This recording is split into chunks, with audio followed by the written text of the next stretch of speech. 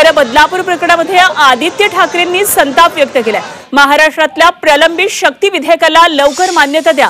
आदित्य ठाकरेंनी राष्ट्रपतींकडे या संदर्भात मागणी केली आहे आणि बलात्काराला या आरोपीला दहशतवाद्यासारखी वागणूक द्या। जलद निष्पक्ष न्याय हीच आमची अपेक्षा आहे असं आदित्य ठाकरे यांनी म्हटलंय।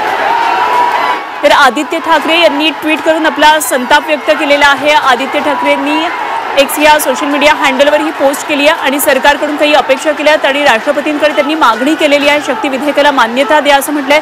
पाहूया आदित्य ठाकरे काय म्हणतात। दररोज आम्ही महिलांसाठी सेल्फ डिफेन्स क्लासेस सुरू करण्याचा विचार करत होतो। समाज आणि कायदा महिलांच्या सुरक्षतेची खात्री का देऊ शकत नाही।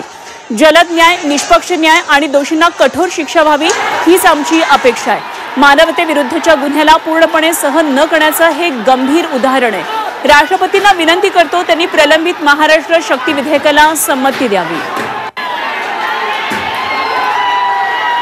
आदित्य ठाकरेंनी ट्विट करून राष्ट्रपतींना ही विनंती केलेली आहे। प्रलंबित महाराष्ट्र शक्ती विधेयकाला संमती द्यावी असं म्हटलंय आणि त्यांनी संताप व्यक्त केलेल्या बदलापूरमध्ये झालेल्या या प्रकरणावर बलात्काराला दहशतवाद्यासारखी वागणूक द्या असं त्यांनी म्हटलेलं आहे।